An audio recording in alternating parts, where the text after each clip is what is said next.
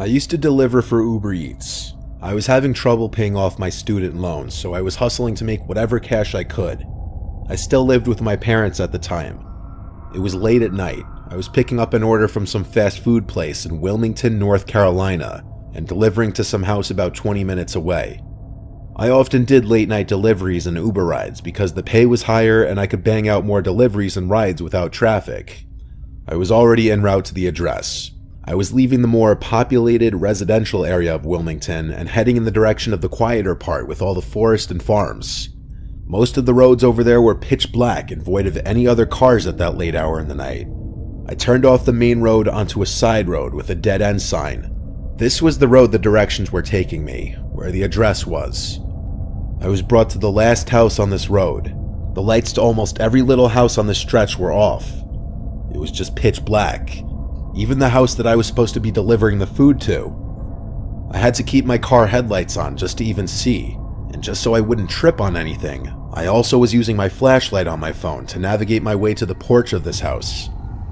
I'm not lying when I say there was not a single light on. I even felt the overgrown grass rubbing on my shins as I walked to the front door. This didn't feel right. I pressed the doorbell button but didn't hear a ring, so I knocked. The customer had their delivery preference to be contact delivery, which means I'd have to actually physically hand it off to him or her. I messaged the customer that I'm at the front door and asked him if he could confirm the address. He read it right away and responded, "Give me a second." I replied, "Okay." He read it. I waited in the dark, looking at the windows of the house, waiting for a light inside to turn on. I was thinking there's no way this is the right house. I followed up again, asking him if he could type out his address. He started typing. It took a while before he sent a message saying, "I see you, you're at the right house." The next thing I realized was that there were no cars anywhere. This was making no sense. I asked the customer to confirm what kind of car he sees outside. He replied that he sees my light. Well, that pretty much confirmed that I was at the correct address, but it didn't make this any less sketchy. I started to just inch away from the door to the house just because I didn't want to be on top of it as they opened the door. But the door never opened, no matter how many times I messaged the customer on the Uber Eats app. I was starting to suspect this was some kind of scam to get free food. Then I heard a voice come from outside in the darkness surrounding me. It was a male's voice calling, "Over here." I started to wave my flashlight all over the place, trying to reveal whoever just said that. I said out loud, "I'm leaving the food on the front porch over here." I didn't know who I was talking to, nor could I see them. I was terrified I was about to be attacked, so I walked back to my car, not trying to draw attention by running. When I got to my car, I heard this distinct air leaking sound that I could immediately recognize to be the sound of air leaking from a slashed tire. I took a look and saw that both the tires on the left side of the car were slashed and leaking air. I could only assume in the moment that the two tires on the right side had also been slashed. I got into the car and locked the doors first thing. All four tires showed low tire pressure warnings on the dash. Panic started to set in.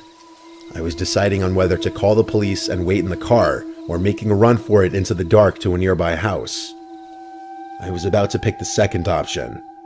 I turned off the headlights on my car and was about to get out of the car, but I noticed someone standing outside my window. I screamed my soul out, and then I realized that there were at least 4 people standing outside of my car, one at every window.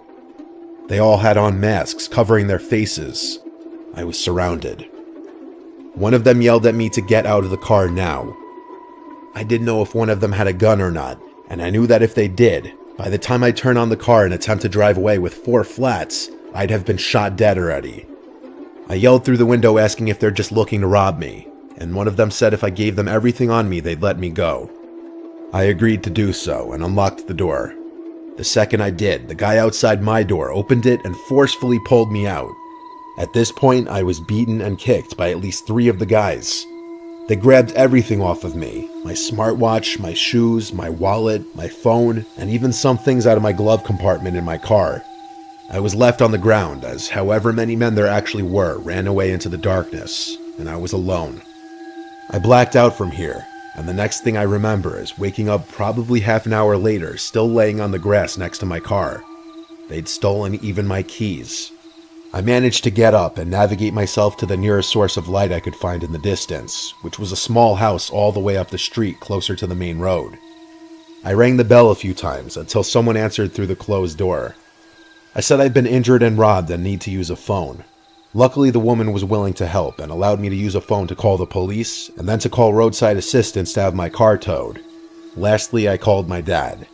After police showed up, I was taken back to my car and they did a short investigation and took as much information as I could give them. After my car was towed away, my dad came to pick me up and bring me home. We left after my car was towed away. My phone's last location was down the street from the incident and it hadn't been turned on since the night before, meaning they probably destroyed the phone. The next day, I gave even more information to some detectives regarding my Uber Eats account, and they rather quickly were able to trace the customer account back to a guy named Logan, who, long story short, allegedly lost his phone and wallet, and whoever found or stole them was the one to call the Uber Eats delivery with the intention of robbing me. Basically what I'm saying is whoever did this to me got away with it. The house that they set this up at was a vacant house for sale. My car tires were covered by insurance, but everything else I ate the loss. And this was a painful and expensive, but also valuable lesson to not be so naive ever again in a situation like that. I stopped deliveries for a few months. Then I went back to doing daytime deliveries.